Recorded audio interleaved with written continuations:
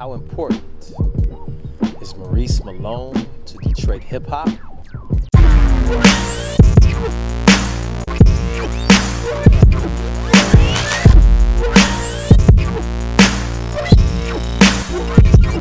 Taking it back to the OG stripes of Maurice Malone, I gotta start talking about a guy by the name of DJ Soulfinger, who wore the orange ski mask as he DJ'd. He was the one who would be like the cool Herc of Detroit hip-hop, in the respect of a DJ having an identity on his Libra shit and his Libra skills and balancing. He had different personalities. He's Maurice Malone, but he was also DJ Soulfinger. So to have the idea of renting out spots or a Chinese restaurant and creating this thing called the Rhythm Kitchen, which was Stanley's Cafe, just to do that, I mean, come on. And then sell the clothes and then play that boom bap, techno. I mean, it's so many DJs that was there. Mike Huckabee, you had Terry Dyer, rest in peace. You know what I'm saying? The Sabotage and Row came in and they brought a whole nother different type of spice to the hip hop with the techno, with some jungle in there, and then the booty and the ghetto tech, and you know what I mean? Super dance party type stuff where it went to 3 Floors of Madness. Then later on became 3 Floors of Fun. And that's just your hip hop 101s. That's before the hip hop shop. Your 1313s, your 1515s. So basically to have somebody like Maurice Malone to have these ideas to throw these parties, and then we were those young teenagers sneaking in these parties. We were those young guys who felt the hip hop and that vibe, and you know, we would go there and see a lot of the rappers that were on TV, the Channel 62s. So for Maurice Malone to be that smart and come up with all these different ideas and concepts and then influence the culture, not just only what we were hearing, however, what we were wearing. So this is where we saw the first, you know, Jesus was dark like me t-shirts and the face of falsehood, and man, he had this idea, this concept called teach shirts, right? It's brilliant. So I would wear these shirts to church and, you know, to the reverend, and, you know, it would be like, be like Jesus, serve Allah. Like I would do my study and find out that Allah was actually in the Bible and it was removed because whoever translated it did whatever. However, in older translations, Allah, it was in the Bible. You're a Christian, whatever you want to call the Bible, yes. The Torah, yeah, all that. Allah, subhanahu wa ta'ala, been the OG, you know what I'm saying, name to call God and has power to it. However, it was edited. I wouldn't have known that unless I seen the Maurice Malone shirt and I said it was the controversy of Jesus and, you know, Allah, like, how's that go together? Then you start reading the Quran. I didn't know that Maurice Malone was a Sunni Muslim. So he was, you know, bowing, you know, 5 times a day with the prayer and the carpets and stuff. So I've seen the brother be the righteous man on his deen and a lot of that. So just to know that he was conscious, he cared, he was a brothers from our community, Detroit, all of that, throwing these parties. Then came that hip-hop shop. The hip-hop shop was one of the most phenomenal ideas or concepts I've seen him do to this date. I know he's still doing this thing. Shout out, I know he's doing Williamsburg Garment Company and all of that. However, that shop, to have all the super future artists that most would be signed and star-studded cast, the people who were just there on the weekends, learning, practicing, and having 5 Ella, Mudd, and Proof working inside the store. Just to have 5 elements present inside the store changed the way he thought, we thought, dynamics, the music, all that influence. Like, we all influence one another. So just from like learning, having certain ideas about fashion and concepts to do this and bend this and, you know, kind of twist this away so you won't get sued, or studying Andy Warhol and more so learning the rules of fashion it was a lot like The Devil Wears Prada, but because it was mean, because it was like certain things you're just supposed to know. And it's like, nah, for real, and it sounds absurd, and then you think about it, and you're like, well, yeah, you're right. Fashion, people do that every day. No matter what it is, somebody picked that outfit out for you. They already styled you up, so you're not really being too original, but you can't spice things up enough to whereas you can make a nice, have a good delicatessen going on. It's all the same stuff, it's just with the twist. And then sometimes things go in cycles. I didn't see nobody come up with no drizzles for your bizzars. I'm talking about the draws with the extra length for the brothers, you know what I'm saying? The brothers that do the BBC thing, you know what I'm saying? Some brothers be needing a little extra room. However, the brilliance was, there was a condom pocket on the front of it that could have at least 3 condoms, and the pocket was a button fly that said "Come equipped."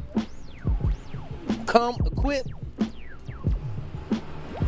If no rap dudes didn't think of that, I ain't gotta tell you who the rap dudes was who was coming up with these concepts and blending and saying, hey man, I was there when we all did it in the hip hop shop. We was all talking about this, building this thing. Cause Maurice had the blue jeans for your ass and we was still sagging them to a certain degree. He was saying pull up your pants because it was called Maurice Malone's blue jeans for your ass. He helped us with the baggy sag. He kept us cool looking when we was in high school. He was at the bus stops. We were the billboards for Maurice Malone throughout Detroit in the early 90s as we were traveling and going to all these different places and rapping and rocking and wearing these clothes, and then we ended up working for the brothers. So, you know what I mean? And this is at the time where your Carl Kanais was hot. Your April Walker, shout out to April, Walker wear was hot. Woo Wear came later, but before that was Fat Farm. Shout out to Russell Simmons with the Fat Farm because we also sold Fat Farm, Mecca, Dada, a lot of that inside the shop. So for a lot of people say the shop wasn't making no money, y'all wasn't up in there. Y'all was there on Friday or Saturday hanging out. Y'all wasn't going to the magic shows and going to Vegas and meeting Mike Tyson and all these people and celebrities and everybody around working the booth out in Vegas, the showroom floor, and you know what I'm saying, all of that. That was a whole nother experience as far as the business is concerned in fashion. Most of y'all in fashion, y'all just doing t-shirts. Y'all don't even know what a magic show is. I ain't never. Anyway, I ain't gonna go there. I ain't gonna go pull out my Devil's Wears Prada on you, but you know what I'm saying? A lot of cats just out here and they really don't know a lot about the business. I just say that. So Maurice just being brilliant and smart and knowing the business as well as being an underdog. You know, he would travel back and forth to New York a lot. He loved New York, so he always wanted to be in the place to be where, you know, the fashion was happening. So that allowed us to run the shop, and that became like our, clubhouse, so to speak. You know what I'm saying? Because Proof had the keys. It became like our clubhouse and place we would go there and practice and stand and, you know, get our mic skills on. And a lot of people did that. We just had a little bit more time to get it done because it was mirrors. And, you know, we had the cordless mic so we could really practice and do our routines and stuff like that. So, you know, Five Ella, coming from that hip-hop shop era, was that premier group also in the city. The first ones with the J Dilla, shout out, I never called him that, but JD, J Dilla, John Doe, the Beats, all of that, Wheat Bread, all of that was a hip-hop shop. Slum Village, that was a hip-hop shop era. Order of Divine Reality, all of those groups that were around at that time. So a lot of those groups that were around at that time came in there and demonstrated. 31 Flavors, you had so many groups, Shadow Nation. Maurice Malone created the hub. Five Elements cultivated the hub. Got all the little youngins in there, and you know what I'm saying, we was youngins ourselves and created these different type of vibes or open mics and stuff like that around the city. And Proof would open mic and do that, you know what I'm saying? We always be there having Proof back, performing, you know, selling merchandise. Whatever we was doing, we was all hustling at that particular time. So, man, it just, that hustle or just being in those places, and, you know, a lot of those people came and visited the hip-hop shop, but a lot of them weren't hip-hoppers per se. So it's like the whole city got to see us do this and have on these Maurice Malone clothes and Mecca and Fat Farm, you name it, you know what I'm saying? And that was like, the Fat Farm was the same brand of chorus that you would see on Def Comedy Jam, Russell Simmons' Def Comedy Jam at the time, when everybody be breakdancing and, you know what I'm saying, he would advertise the clothes like that and, you know, put them on the comedians and stuff like that. So we had that stuff. So for us to just, you know, it was like a lot of people thought that we was trying to be like New York because of the baggy sag and the locks and stuff like that. However, we just actually had knowledge of self and information and stuff like that. So, you know what I mean? Islam, as far as, you know, we know it, started in Michigan, Detroit, inside a city called Hamtramck. Like, that's how Farad and Elijah Muhammad and all of them got together. So as you see, you know, the Midwest or just Detroit or even, what is it, Dearborn being highly Islamic, a lot of that comes from the early 20s and 30s when Islam was being ushered in by the Moors, or the Moorish Americans, brothers who look like myself. You know what I'm saying? Elijah Poole Bay, and, you know what I'm saying, you got Farad Muhammad, and a lot of that, man, just that culture. So, you know, no disrespect to New York, but Detroit had been doing all of that Renaissance style first. Music, Mecca, you know, name a hot New York rap song you love that didn't sample something that came from Detroit, Motown or a Motown artist. I can go through it from Third Base to EPMD to cut it out. So Maurice Malone was the one who hit us with the drip. So with that drip, we saw a lot of other rappers from other coasts coming over, smelling, trying to see what we was putting on our bread in Detroit. Not only with the beats, but also with the sheets, them fabrics. So with that, we didn't know. We didn't have the lawyers. We didn't have the businessmen. We didn't have everything to ascertain and count every penny or record deals and stuff like that. See, Maurice was just doing the fashion. He wasn't thinking like a label until later. See, Maurice wasn't a musician. He didn't do music like that. He was more of a designer. He could design the set. And then we would be the players that would come in with the plot, the characters, the setting. We could run the play and show them how to make this or what the positions of the players were supposed to be, as in chess, so to speak. We could put the positions and the battles would do this, and because it wasn't all about battles and stuff like that, and a lot of the open mic stuff, I'll be honest, Maurice was there in the beginning, but towards the end, he was too busy doing the fashion, man.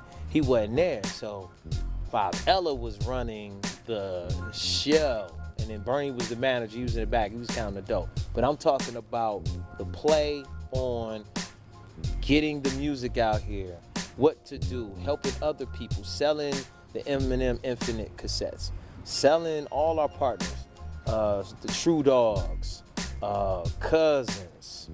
Man, it was so many independent entrepreneurs that were on the Detroit scene at that time.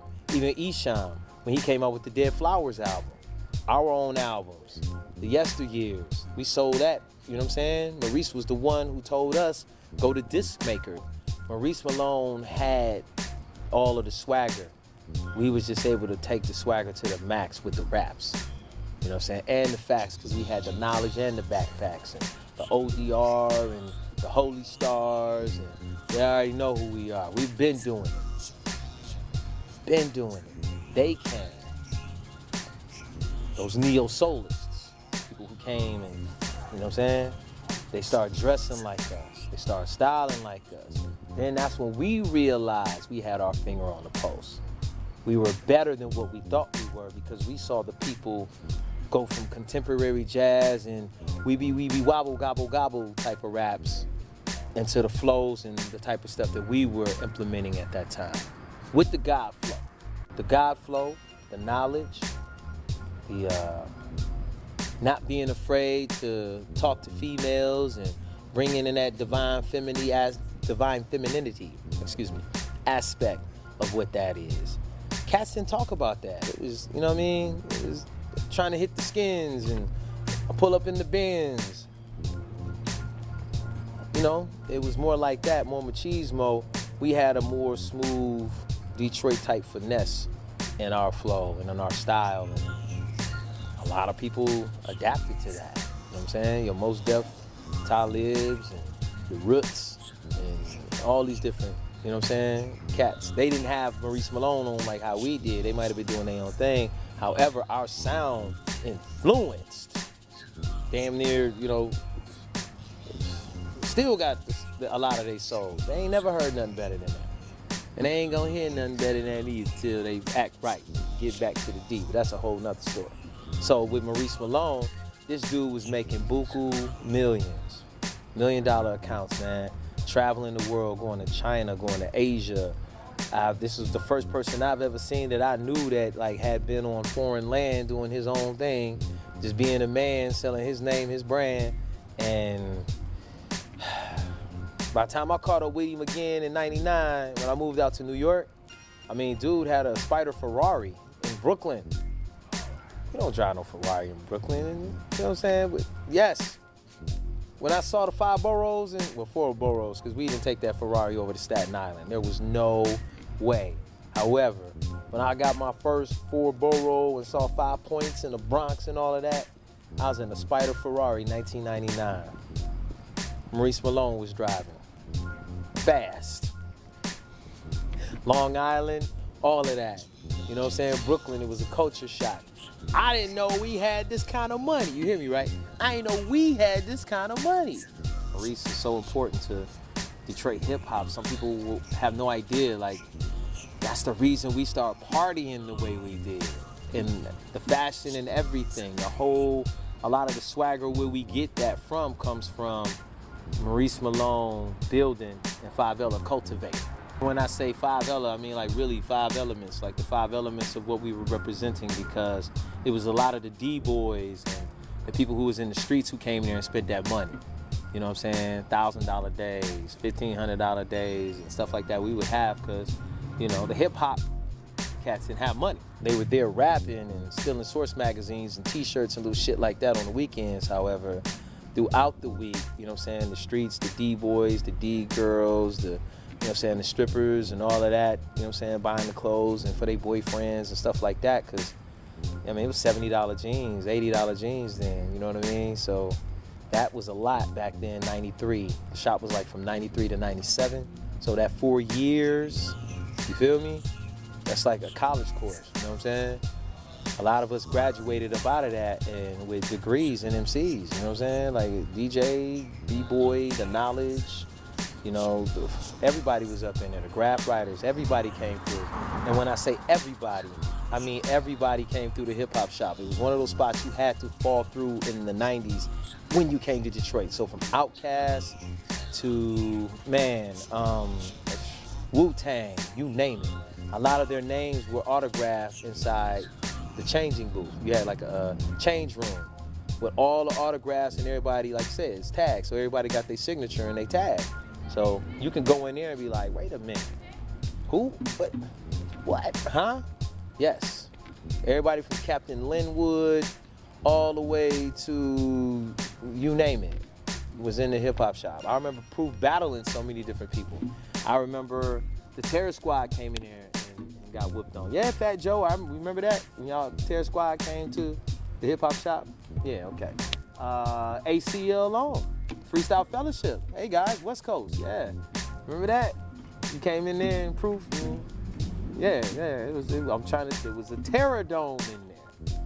A lot of people came in there and got their behinds handed to them off the rap game because Proof was not letting go of that Maurice Malone mantle threshold and that manager type situation of the hip hop shop. He was obsessed with it and he loved to battle. So anybody he felt came in there threatened his job title. I mean, he battled Common. He battled the dude from the Roots. What's his name? Black Thought, him. Yup. He battled him. Sat a lot of these cats down, man. I'm trying to tell you, it was, oof. I remember. So, you know, a lot of them cats, y'all can say what y'all want to say. Y'all believe they this and that, that's nor here nor there. However, in the Terror Dome,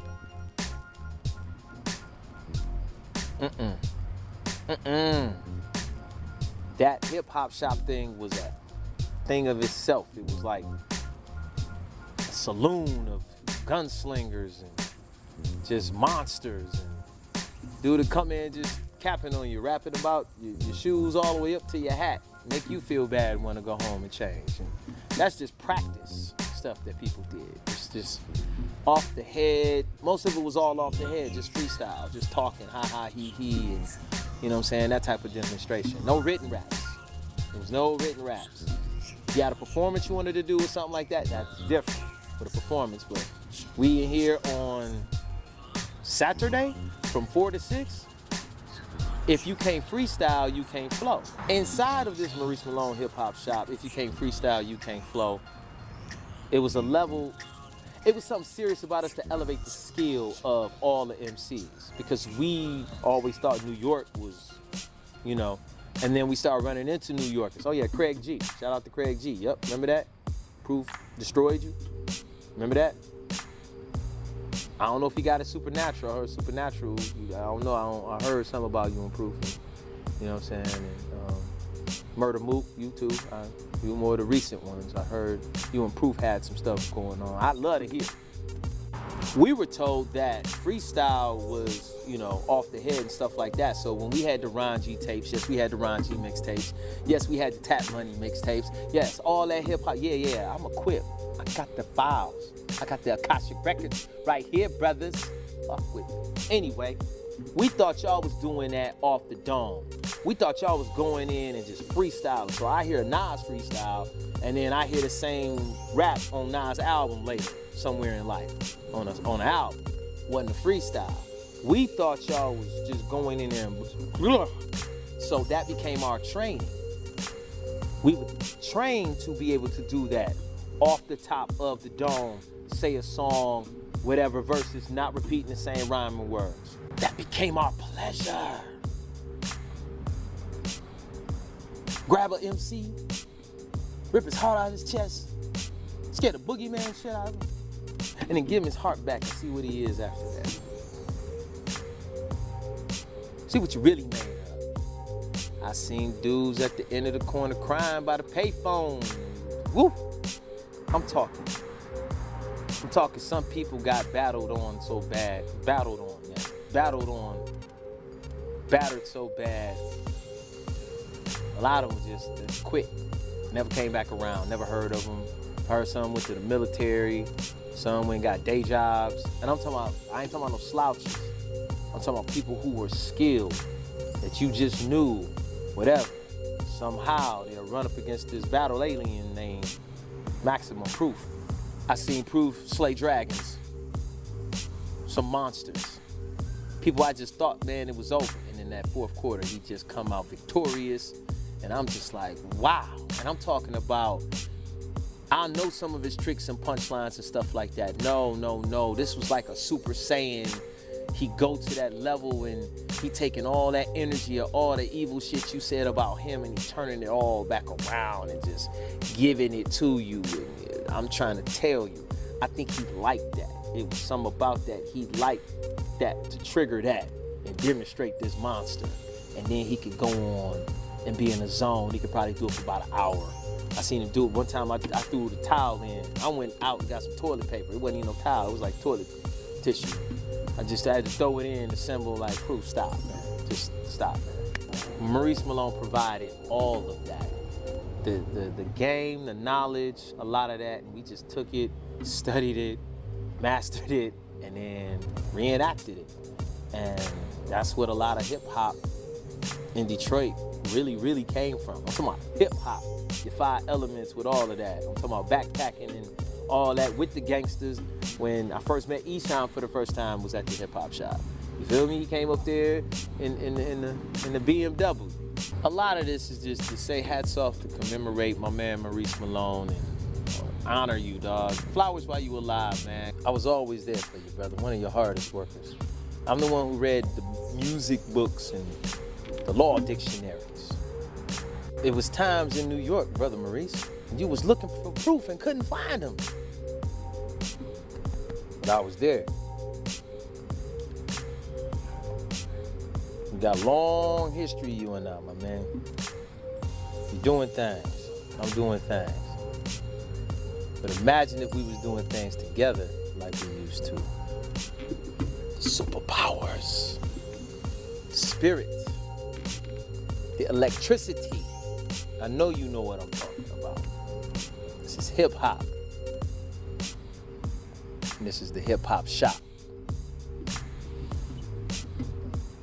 I'm the last of the shop. Detroit is here for you, man. We still here, bro. Let's act like it. Let's make history the right way. Assalamu alaikum.